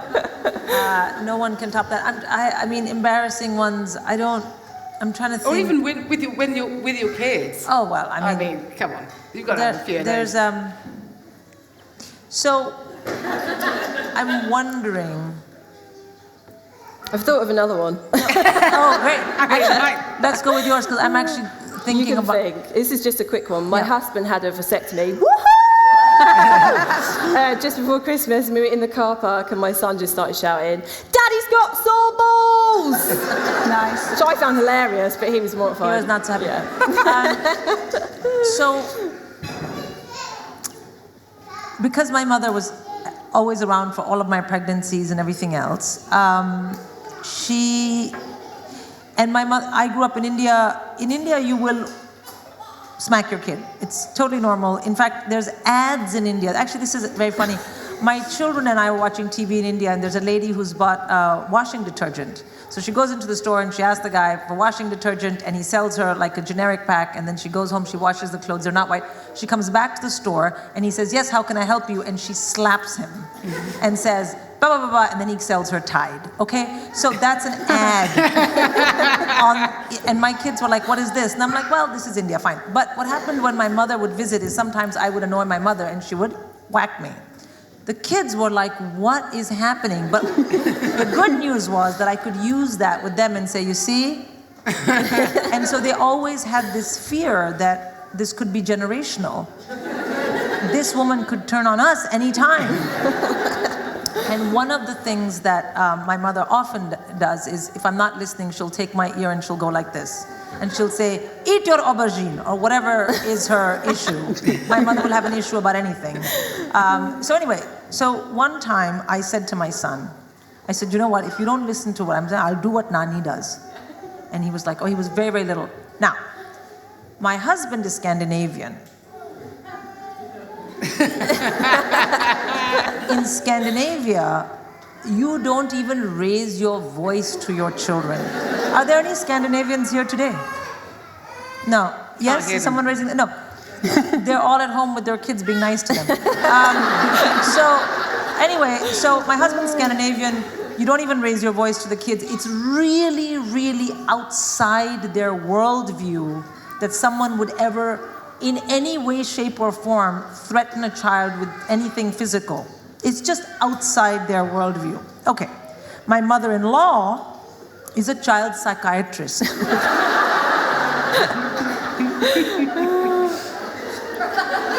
So, we were out we were out with them, and my son was little. And basically what happened is he was misbehaving. I have an Indian level of tolerance for misbehaving children outside. You want to do it at home, that's fine. You're doing it outside, I'm going to give you the look. I'm going to give it to you twice. And then the third time, you know that when we get home, that I'm going to, take away your Thomas the Tank or whatever. But this kid was not listening, and obviously he was emboldened by his Danish grandparents being in the room. And he kept taking the piss. He kept taking the piss. And finally, I looked at him, and I really gave him a look, and my son went like this. And my mother-in-law looked at me, and I thought, I'm going to go to jail for something I don't even do. I haven't ever done it. It's just a threat of violence. It's really not even that bad. So I looked at her, she looked at me, and my husband was sitting there, and he just went, because he's seen enough. So that was very, very embarrassing. That was very embarrassing. She didn't bring it up, I didn't bring it up. And I said to my son, we went home, and I'm like, "What are you doing?" And he said, "Mama, I was scared for my ears." And I said, "Yeah, but it's never even happened to you." He said, "Yeah, but Nani does it to you." And I was like, God damn. So I said, "Okay, well, next time you're scared, just wink at me if Grandma's here. Don't do anything." It was very embarrassing. It was very, very embarrassing. But motherhood is a very broad one. And I think one of the things I think about is that I have a teenage daughter, and I went to her school. They asked me to come. They asked 4 of the moms to come, and all the moms did different things. And because I was a banker and then I'm a comic, I was called from money to funny. Anyway, and then there was one of them, so it was all women who had these so-called big deal careers that then chose something else, not just, staying on the corporate thing. So there was a woman who was a barrister. She then now has a vineyard. And then there was another mom who was very big in the gaming industry. And there was a woman who was a private investigator. It was like, I was like, is it just to find out about affairs? She's like, no, it's to find out about tax. How boring. And then there was me. And this is, so we were asked to speak about things and to these young women. And the barrister lady, you know, she had great stuff to talk about. Do what you want. Don't hold back. Do what you want. You can do anything you want. And then the gaming lady, she was so interested, do what you want. And then I was the last one. And I realized that none of the others had spoken about what if you want to be a mom? You know, it was all about chase your dreams. You can be anything you like. You can be like men. Don't worry. And blah, blah. No one talked about being a mom. So what I said to these young girls was, I said, listen, man, you can do what you want, sure. But just remember, there will come a time for some of you where you're going to want to or will become a mother. And at that point, nothing is like men. And you're not going to be able to do what you want. But it's going to be worth it, despite the whole world telling you that whether you go to work or you stay home, you're doing it wrong. So motherhood, and I'm sure none of these girls are going to have kids now, but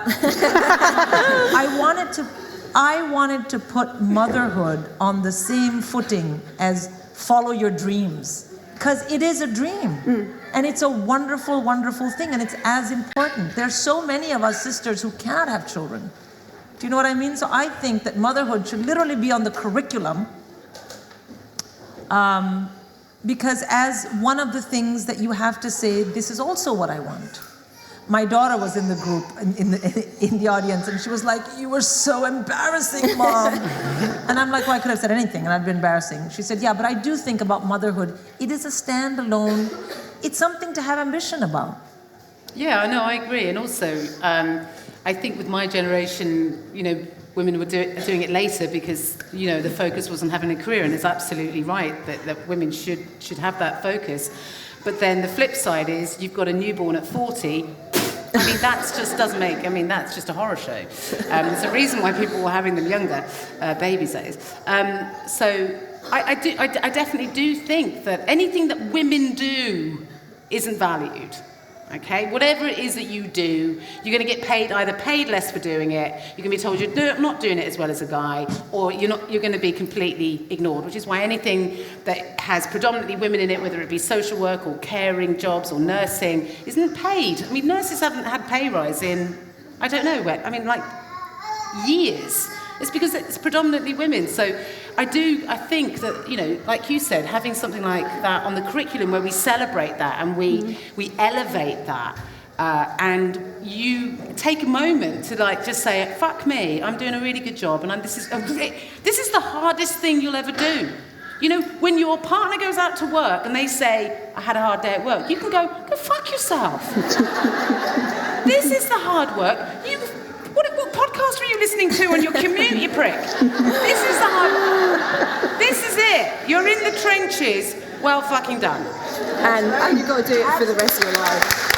Exactly, yeah.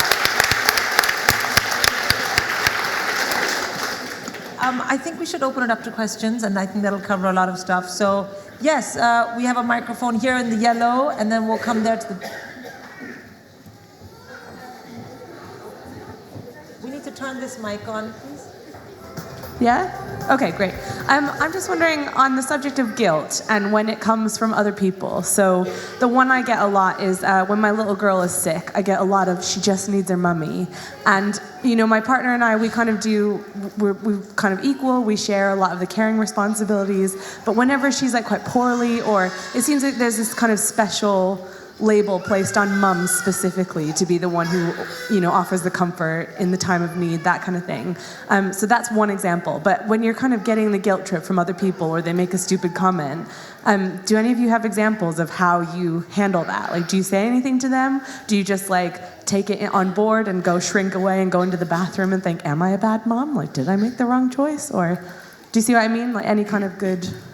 I'm really good at thinking of an excellent response about 5 hours after the event. No, I'm normally like, and then run away.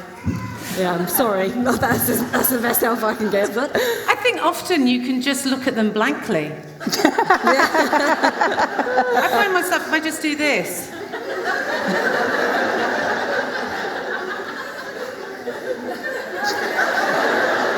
They get it. Or you'd be like, sorry, could I just take notes?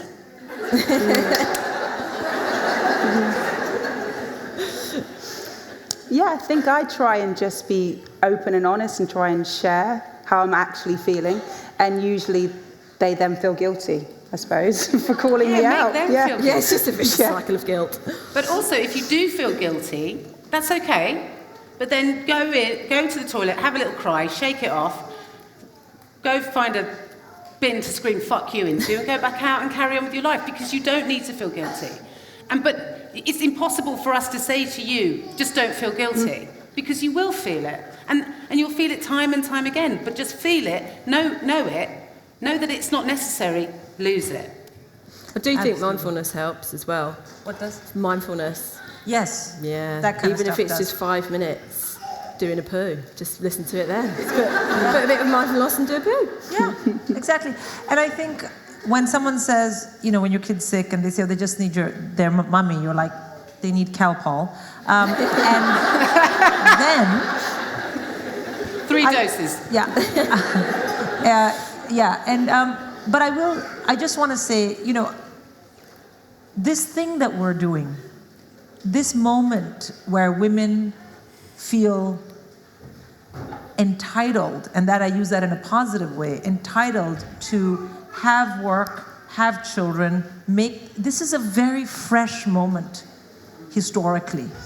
And when you are at the front of a fresh moment doing something new, you got to have a thick skin, right? No revolutions are won on, don't make me feel bad. I'm not saying you're like that, but I'm saying you got to have a thick skin. When someone says that, you got to say, fine, bring it, and filter it out. Go do the crying, the pooing, the mindfulness, the this and that, and then remember, you were right. You are right, they're ignorant, and that's how revolutions go.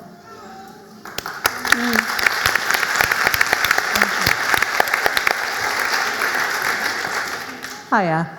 So I'm interested in, Nina, you mentioned right at the beginning something about how you're trying to manage your guilt with focusing on the trigger rather than, it would be just interesting to hear what your strategy is at the moment for avoiding guilt. Because I have a lot of guilt, I've got 3 boys, and I've got a career that I really care about as a user experience designer, and I'm very passionate about it, but I do feel guilty a lot of the time.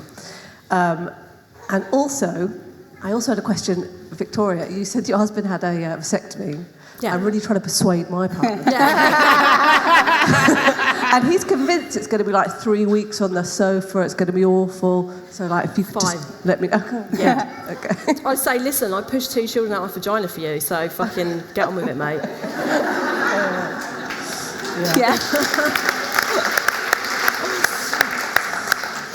Yeah, I think for me, for guilt, when I said out loud the things that I was feeling guilty about, it all felt a bit meaningless. It felt a bit ridiculous.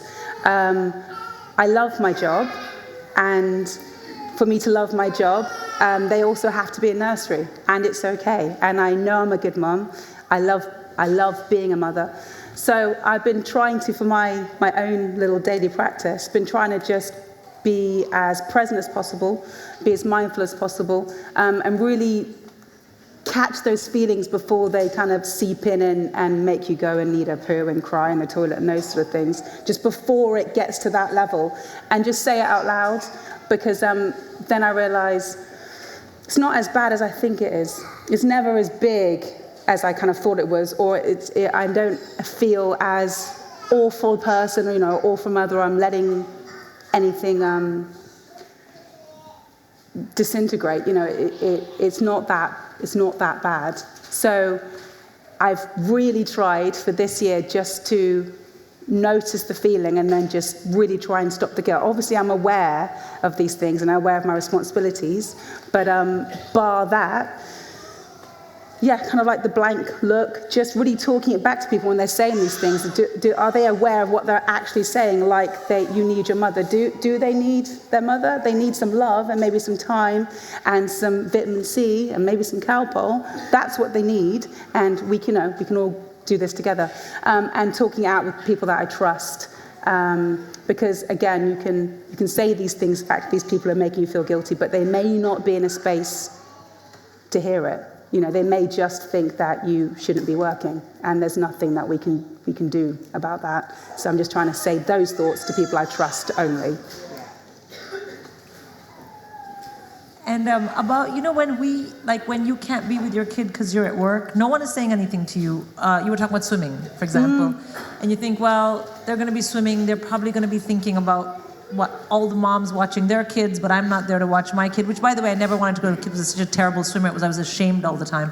But, and then you think, oh, they'll feel bad. They'll look up. I won't be there. And, I work during the week, so it would be so nice.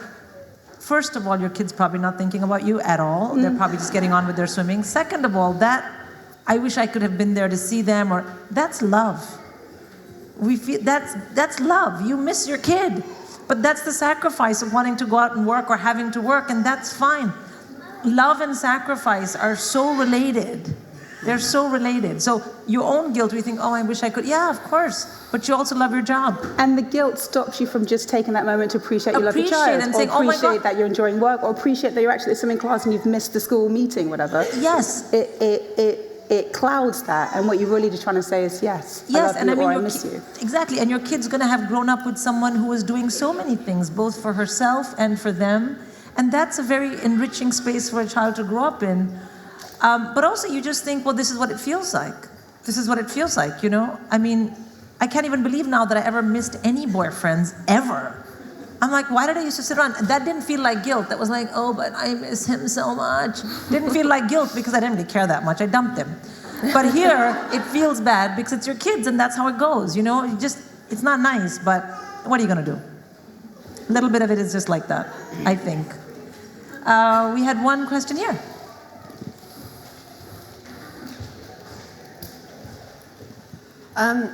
I lost my job after a miscarriage in quite horrendous circumstances, and then found myself out of work for a year, pregnant, then had a baby. And the one thing I had left in my career was a board position. So I took my 2-month-old baby to a board meeting with me, kind of sat there and started crying and this and that. So I was sort of asked whether I could go into a room and breastfeed. And I was sat there sort of having had this massive crisis of confidence about, I shouldn't be here, this was so silly, why have I brought my child to the city? And I heard this group of men and women, who didn't obviously realise they was in this room, stand outside the door going, did you see that baby in the office? God, it's amazing. I love seeing babies in the office. I wish more people came in. And I had this sort of epiphany that due to my circumstances of the kind of job loss and then being a mum and coming back in, that all my guilt and identity was completely of my own creation. And that actually it was me in that environment. So have you guys ever had situations where you suddenly realise that all of the guilt and identity and I shouldn't be here and motherhood stuff was completely created by you in that situation, and that the environment was actually very welcoming towards you? Yeah. Yeah, my actual daily little mantra to myself is my life is meaningless, and it means nothing. I have to keep on saying that to remind myself that I put the meaning into it. And you can choose how you react to things. You can choose what things you let into your space. You can choose, because life is just life. And we add all that stuff onto it. And why not choose instead of just putting something negative there? Yeah, every day. I'm trying to think of something really profound to say. But I don't have anything. Well, we're happy with poo. If you have any more poo stuff, we'll bring it. I had something similar, I suppose, again, but not with work, because it would be impossible for me to bring my children to work with me. But certainly as the other mother, being in groups with other mums and assuming that they thought that I wasn't, that I wasn't the real mum, or I don't know, that you project whatever you feel is your neurosis at the time. So yours was about work and mine was about my identity as a mother. And just like, everyone was like, no, that's never occurred to me. That's just that's you. That's all going on in your head.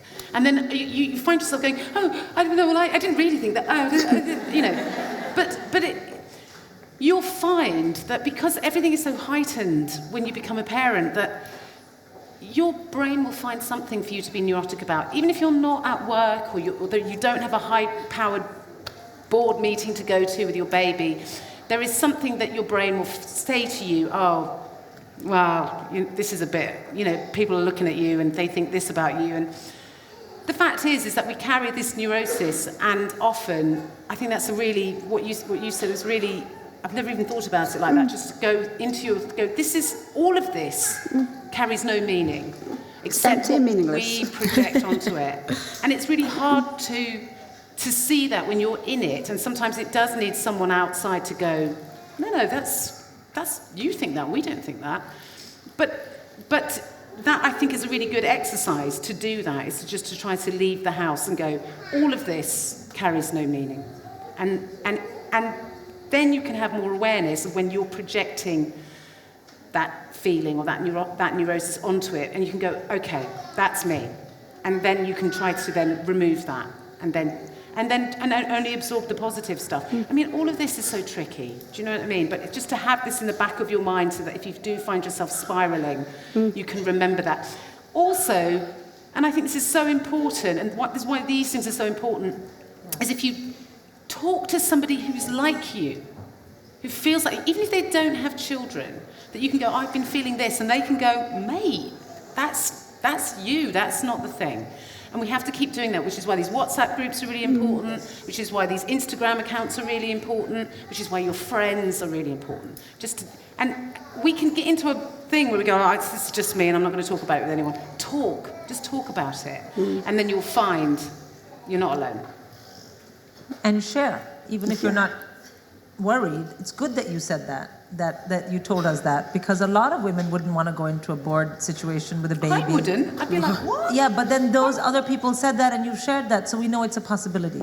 So basically what we're saying is talk a lot and mainly about yourselves. Yeah. That's any more questions? Oh, we have a question over there, and then we're going to move here. Thank you. So I just wanted to say thank you first to Jen about your book, because I wasn't pregnant. I've adopted 2 children, and when I was reading stuff, all of the books about adoption are basically talking about the trauma of the child, and I basically face every day, is my child doing that because he's of his trauma, or is he just a bit of a dick?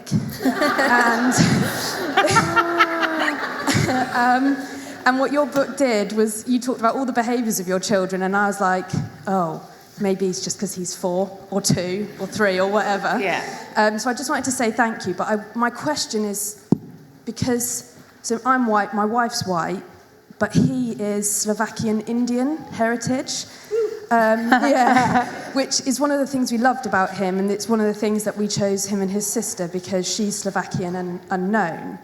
But obviously we're going to have to face the question of identity through A, adoption, B, having 2 mums, and C, being different ethnic group to us. So I just wondered if you had any advice on how we can broach that well and sensitively. I just think you keep that dialogue open. That's all you can do. I mean, with the subjects of race, I'm not best placed to tell you what to do in terms of how to broach that. But I think there are communities, or there are groups that can, and I think that's really important that you do that, because particularly now, subjects of race are, it's important, and that sort of side of your child's identity will become more and more important as they get older. In terms of being in a same-sex relationship, I just think your children don't give a fuck. They genuinely don't. And it's not because, and I'll tell you why, because that part isn't about their identity, that's your identity. So they don't carry that neurosis about, because they're them and you're their parents, and who cares? So, and also, and I think the same about being adopted to a degree. I think your children see you as their parents, they love you, if they get older and they say, do you know what, I'm kind of curious about who my biological parents are, you can go, well, we will do our best to facilitate that and help you if you want that. But they will never see you anything other than as mum and mum. And all the other stuff is gravy, you know, like, so just you're gonna have the same problems that any parent is gonna have here with children. They might have additional needs and additional problems that come up later when they hit adolescence, but ultimately, by then, you'll be a unit, you'll be fixed, you'll be together, and you'll be able to tackle any of those problems that do come up. So, so that would be my, I don't know why I'm still talking.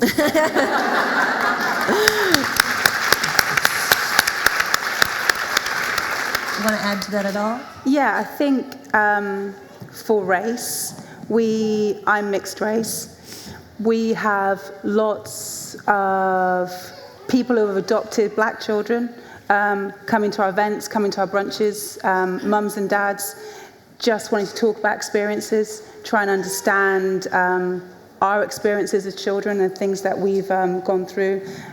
Particularly, this is what these parents are asking me, particularly about bullying and racism. But then also lots of questions about hair, how to do my daughter's hair, and how to learn and explore that. So we put on little classes for braiding and, do those sort of things like that. So I would say, try and find any communities out there. There are tons of digital safe spaces, WhatsApp groups, Facebook groups.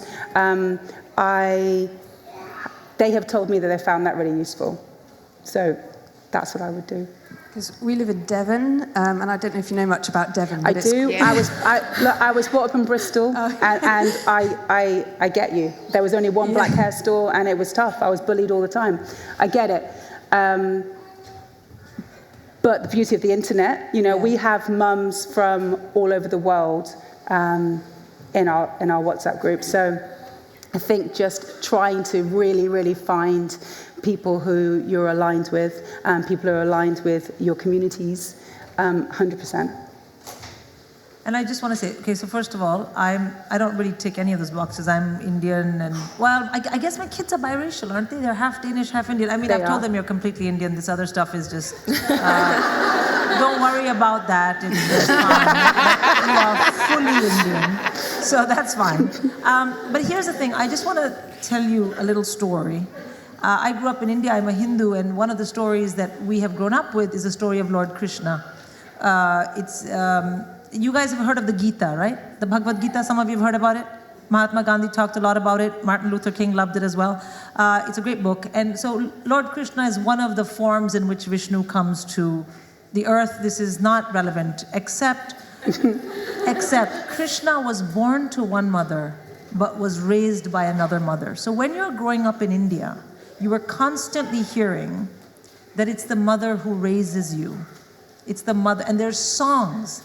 He again and again sings to his mother and says, why do I behave like this? Why do I behave like that? And she says, those are the qualities you were born with. But these are the qualities I'm giving you. And she ends up being the mother that we all have a lot of reverence for. So the parent that raises you, you see what I mean? And I'm not saying it's uncomplicated to have adoptive children and that they might want to know who their biological parents are, but have a lot of confidence in yourself that you are raising these children as your own, and that has so much value.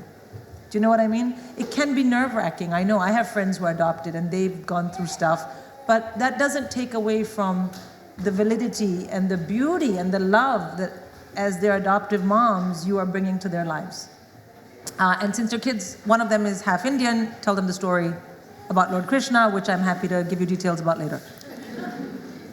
Good. There was a question on this side. I feel like we've totally ignored this side of the room, which is terrible. Question in the back there. If you raise your hand higher. Oh, there's two. Oh, there's three. We have this one first. Sorry. I keep saying this one. I don't mean you. I mean this. Sorry? And then two in the back. Yeah, I just want to echo what you were saying there about adoption. I'm an adoptive mother as well as having a birth child.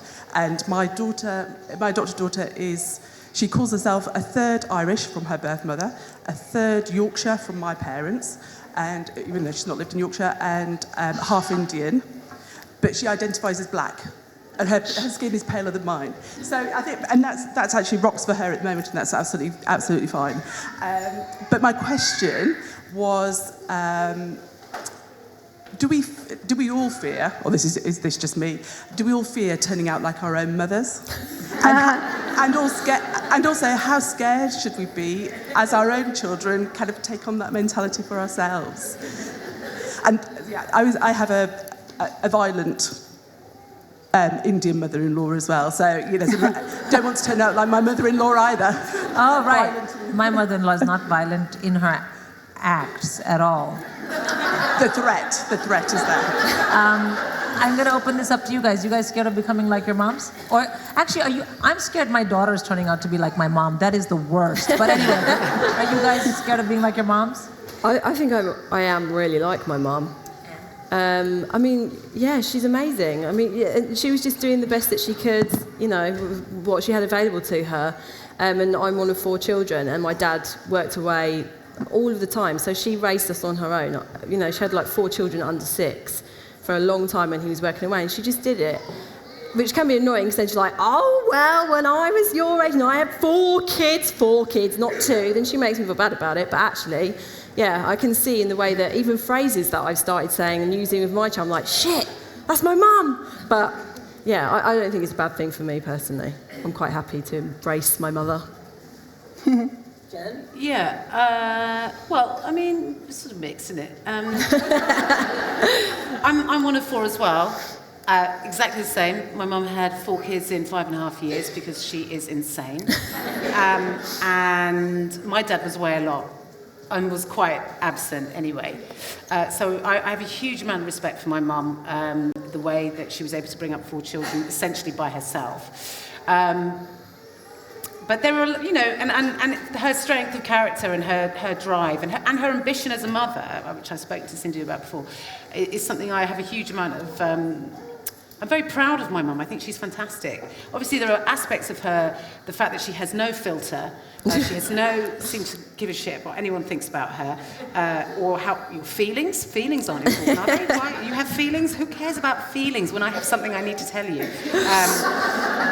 These things I have issue with, but ultimately, if I can be as strong as my mum, then yeah, that's a positive. Yeah. Someone's got something. Okay. I would find it interesting for you to to understand what you fear about turning into, like, what you're fearing. Yeah, yeah. Well, I just think it'd be interesting to have the actual facts of what you fear and what's your reality like. Are you your mother? Are you the things that you're fearing? Yeah, that's the sort of work that I've had to do. My mother is a psychotherapist, so we've had these talks a lot. So yeah, that's what I'm working on with those sort of questions. Good. I'm very conscious of time. So we had 2 questions in the back. Yeah, gray sweater and red sweater. I have to go with that because I don't know your names. So. Hello. I'm sure if most of you are like me, or I dread seeing the nursery or the school number reflecting on my phone when I'm at work. So I just wanted to ask you guys if you've had instances or experiences where you receive that call and you have to pick up your child because they've had a bump on their head or their temperature isn't responding to Calpol.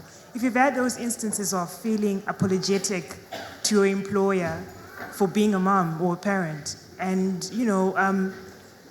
feeling guilty for being a parent, have you had those instances and how do you deal with it and just owning it unapologetically, just saying I need to go, this is it. How do you deal with it? Well, I've worked in education for 12 years, but I left my job on this maternity leave to be a full-time Insta-wanker. I think working in education, my personal experience, I've been in the same school, I was support staff, I wasn't a teacher or anything. It was always very supportive. Whether or not that's because my superiors were female, I don't know, and they had their own kids. But I've definitely had colleagues that have been right arseholes about it, like saying, oh, these parents, they get all these days off with their sick kids. It's like, it's not fun. being at home, stuck at home with a sick kid, and No, I feel like saying, you know what? I'll stay here. You go. Yeah, exactly. You go. You go be with my sick kid. I will stay here. I'm self-employed, so it's a very different situation for me. And if, for example, there was a promoter who decided they weren't going to book me again because I dropped out of a gig because my child is sick, which is possible, you know, then that would just be, I'd have to suck it up because there isn't anything else I could do about it. I do think that, you know, I would hope that employers have some understanding or some empathy for mothers who, I mean, it's not like you're going, sorry, my mate's down the pub, so she just bought a bottle of Prosecco, I don't know, this feels weird, but I've got to go. You're going because you have, what are your alternative? That your sick child just stays at school sick. So, I don't know who your employer is, and I don't know how they respond when you do that, but I think whatever happens is that you have to do it, and if you have to do it, you have to do it. And I would hope that as we move forward, that more and more employers have empathy for mothers that have to do that. But I certainly, if you do have to do it, as we've been talking a lot about guilt, which is part and parcel of being a mum, don't carry that on top of the stress of having to look after your child as well and negotiate work. This is just part. You've got two jobs, that job and you're a mum, and they're both important, and one isn't more important. You know, you've got to do both, so they've got to suck it up as well. Your employers know you're a parent? Yeah. So yeah, I ask. My boss is also a parent.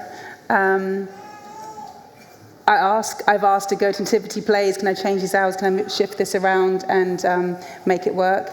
And I always do these things if possible at the start of the day to not start kind of procrastinating and worrying about it and thinking about it and making it bigger and bigger, like, your child's sick, I need to go, you know? As soon as it happens, I ask as soon as possible so that I also don't get weird about it, because it's not weird. The child's sick, you have to go. If nursery are calling you to tell you that you need to remove your child, you have to go. There's nothing you can do about it. And if there's no one else that can help, then it's you. So yeah, I try and combat it head on. We have one last question. I know we got to wrap up, but Red Sweater has been waiting. I'll be quick. So from personal experiences and working with antenatally with women, I do feel as though there's hardly any focus on the fourth trimester and beyond when it comes to preparation. I mean, it's still really hard to get it out there how important it is to prepare for birth. We're still trying to get women to realise that that's more important to prepare for than buying a 6-part system buggy thing. And so, for me personally, my courses, I add on a bit about motherhood. But I think there's this real fear societally about scaremongering pregnant women. So not saying how it really is for fear of just scaring the hell out of them. So my question, I suppose, is how important do you think it is to prepare women about the realities of motherhood? And do you think it would have changed your experience of first-time motherhood had you known more about the real shit that goes on? You mean the delivery of the child or the whole No, beyond that. Like, well, I suppose, yeah. But beyond that, you know, like the milk leaking in front of a boardroom of people, you know, the loneliness, the difficulties that come with it. I think it really goes unspoken, and then you get thrown into it and it hits you like a brick wall. Whereas if we prepared for that, you're more eased into it and you have a bit of a head start rather than just being wiped out by all of this stuff that nobody talks about. Yeah. You know, I think it's wild that I have 3 kids, given that when I had the first one, I thought, why am I not dead? How did this happen? And then I went on and had a second kid, and then I went and had a third kid 8 years after, and I look back and I think, what was I thinking? Here's what I was thinking. I love being a mom. It's hard. It made me crazy. I literally was moments from stabbing my husband so many times. I would be in jail. I'd be doing this gig out of jail. But I loved it, and so I think it is hard. And I guess what I'm saying is, even if I knew it was this hard, it's the kind of hard that's very experiential. The number of moms who said to me, oh, your life is never gonna be the same. I had no idea what they meant. I think it's hard, and I think women do know, and I think they should continue to know. Would I have done it any other way? No, I'd have still have had the kids. I mean, I don't know. Can I just say, I think comedy is a really great way of doing it, by the way. So what you ladies are doing is comedy is a really good way to deal. A really wonderful way to do it. Yes, thank you so much. I mean, we try and be funny about it, but what choice do we have? We can't cry all the time. It's laugh or cry. Yeah, you can't just randomly punch men in the face. I've been No, told. no. It's not a thing anymore. Again, it's just different for me. So I was watching my partner go through all the things that you're talking about with the breast leaking and the difficulty down below and all that. And I do think that I think NCT is great because it creates a community. I felt like it was quite, and then you'll meditate and the child will slip free and you're like, oh, this sounds amazing. I want to go. Can I ever go?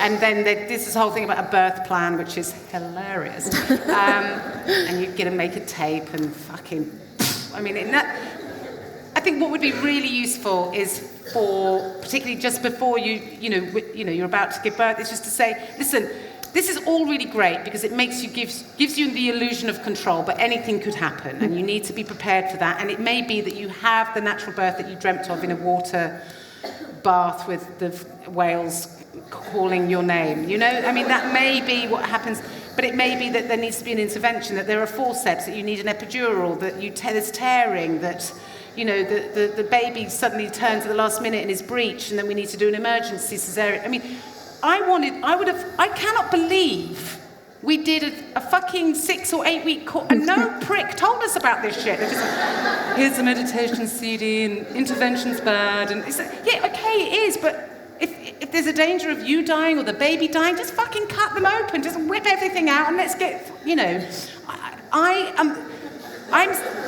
it kind of makes me cross, actually, because... Really? Can you tell?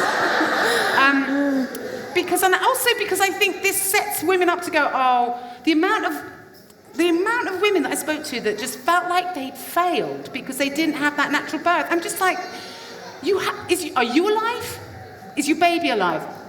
Job done. Good. Great work. Now, you know what the hard bit is? The next fucking 50 years. Don't focus on the fact that you had to have a cesarean. Just, the forceps or their head's a bit square, it'll pop out.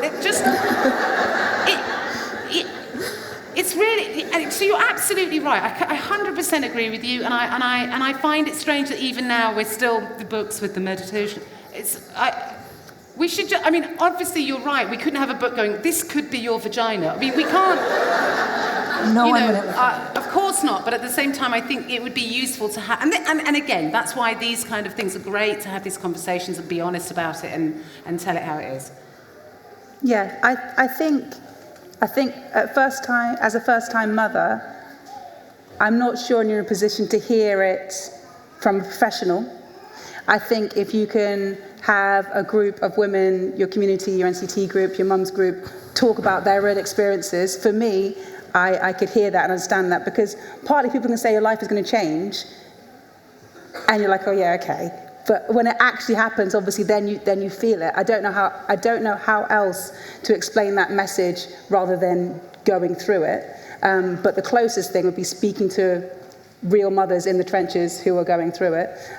So yeah, the WhatsApp groups, the Facebook groups, those things have helped us. And trying to be as honest as possible, like when your birthing plan goes wrong, or if you tear and it's okay, you're finding it, hard to sleep, you cry, you're feeling depressed. Trying to share as much as possible so people get an understanding of what it is like and what it continues to be like. Yeah, I found that personally useful for me. But other than that, everyone's saying it's going to change. I just didn't take it in. I was pregnant, everything else was going on. I just couldn't really hear it. I was just so focused on everything else. Second time round, yeah, I knew what I was doing. But first time, I couldn't hear any of those important things. Like you said, you're still focused on, do I need the travel system and the this and then that? So yeah, I think trying to find kind of grassroots, on the ground movements could be useful. Why don't you just tell them to come and follow me? There you go. Hashtag @VictoriaReeves, because that's basically what I talk about. This is exactly what my Instagram is about. And because I've had a baby recently, and I'm sharing my life like pretty much on a daily basis, I just get so many messages from women saying, my baby's doing exactly the same thing, I'm going through exactly the same, I feel the same way as you. And yeah, I suppose just having that community and finding those places where you can identify with someone that's going through the same thing as you, that's all you can really do, because you just can't prepare for it. It is going to change your world. I'm fangirling right now. I mean, yeah, everybody follow her. Great. Well, we're kind of over time. So I'm going to have to draw this fantastic panel to a close. Can you guys please put your hands together for the very lovely Victoria, Jen, and Nina. Thank you for all your questions, and have a wonderful rest of the day. I'm going to now invite on stage someone who has by far got the most cool outfit tonight. I'm not used to gigging in the day. Today it is Christine Armstrong. How are you? Do I need to give you a mic? Are you having that mic? Okay. This one. Good afternoon. Right, my name's Christine Armstrong and I'm going to host you. Don't leave yet, ladies. Hang on a second. We've got things to do. I've got things that I must tell you before you leave.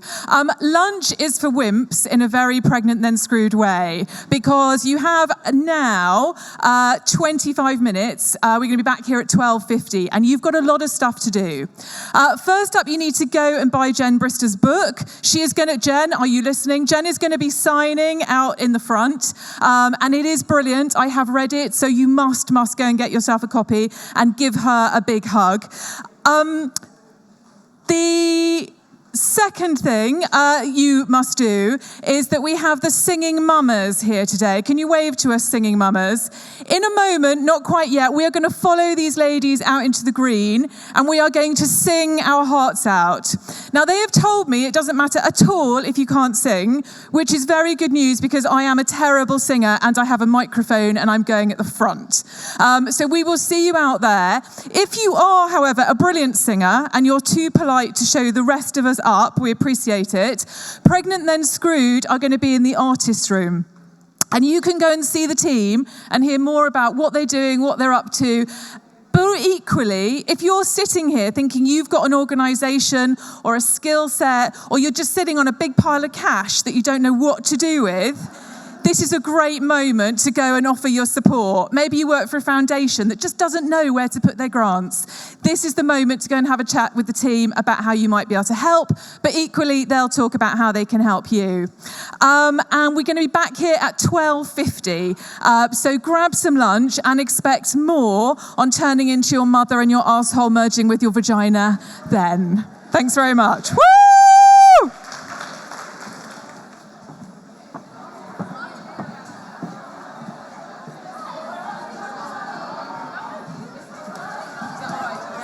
Fantastic. Hi. Can I grab you?